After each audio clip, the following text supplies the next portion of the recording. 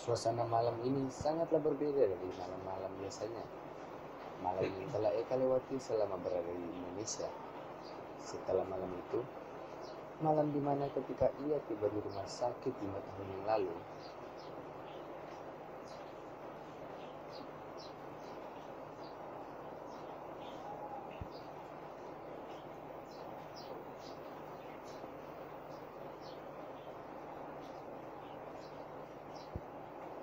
sebelumnya Eka diinformasikan kepada ayahnya, Pak Wira, agar segera pulang ke Indonesia dikarenakan sang ibu tiba-tiba terkena serangan jantung.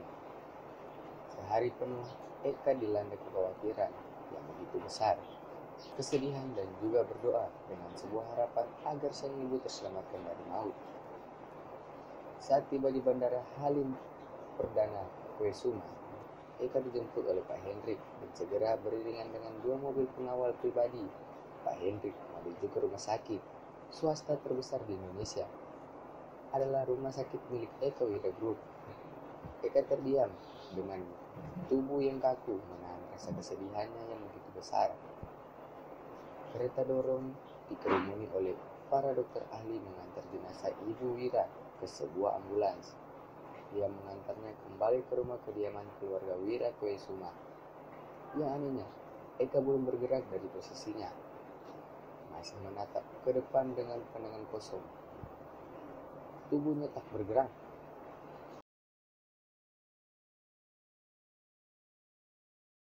Kaku dengan butiran keringat telah bercucur dari kening turun ke wajah, hingga Pak Hendrik menyentuh pundaknya, memberikan kekuatan kepada putra mahkota agar tetap kuat menghadapi hari esok.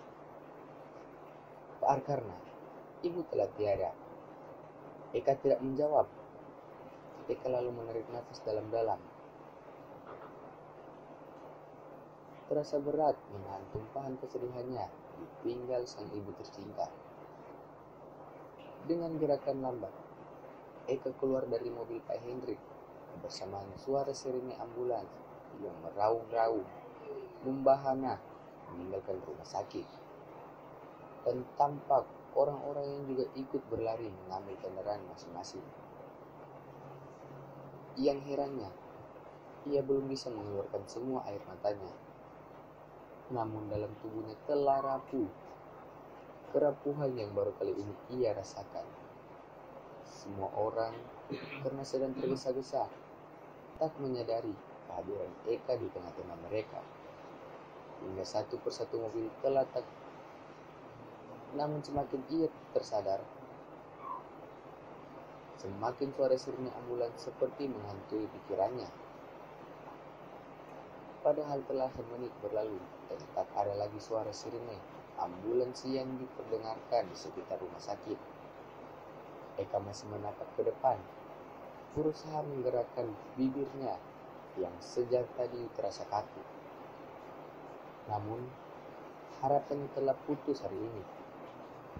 Semua kebanggaan yang akan ia tunjukkan ke ibunya tak akan pernah terjadi lagi. Keberhasilan mengelola perusahaan keluarganya. Dia tak bisa menahan gejolak rasa sakit di dadanya itu, hingga merasakan tubuhnya telah lemah tak berdaya. Bu, Eka rapuh, serapuh-rapuhnya yang tak pernah ia rasakan selama ini. Hancur sudah harapannya untuk berkumpul lagi dengan sang ibu. Hingga sayup-sayup, tak ingin memperlihatkan dirinya yang rapuh kepada semua orang, bahkan ayahnya sekalipun. Eka tak ingin diketahui jika dia begitu bersedih, begitu merindukan sosok sang ibu. Saat Eka ingin melangkah, Kak Ar mendengar itu. Eka tak lagi melanjutkan langkahnya. Gumam Eka. Lalu gadis itu pun berlari menabrak tubuh sang kakak. Lalu Eka sekuat-kuatnya. Kak, ibu kak, ibu sudah pergi kak. Semakin pecah tangisan sang adik. Dan Eka akhirnya mengalah, lebih memilih untuk bertahan. Maka Eka pun membalas adiknya dengan di kepala. lalu turun ke pundak, mencoba memberikan kekuatan atas kesedihan yang melanda adiknya. Yang kuat ya sayang, kata Eka memberikan kekuatan sang adik. Neta nggak mau kehilangan ibu, Kak. Neta nggak kuat, kakak. Sama sayang, kakak juga nggak kuat ditinggal ibu. Tapi ini adalah takdir sayang. Kita ikhlaskan saja ibu pergi ke sisi Allah SWT. Kita berdoa saja agar ibu diterima di sisinya.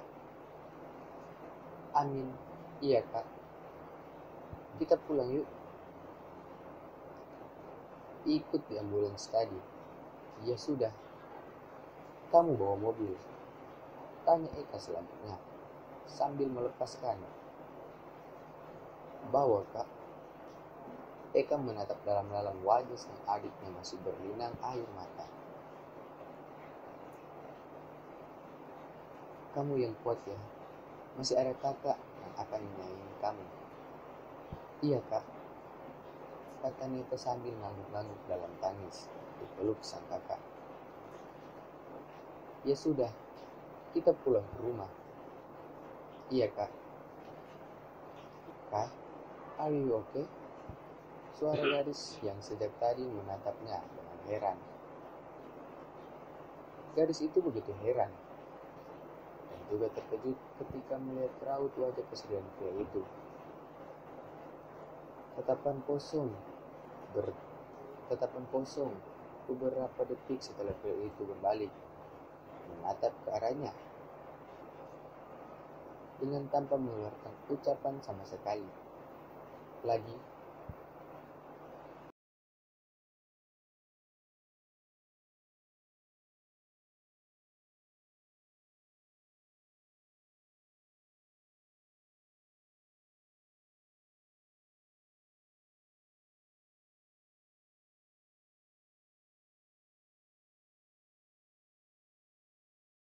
kamu kenapa?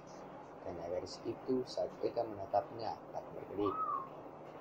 Sambil masih berjalan makin mendekatinya, hingga mereka berhadapan, berpandangan dengan penuh perasaan.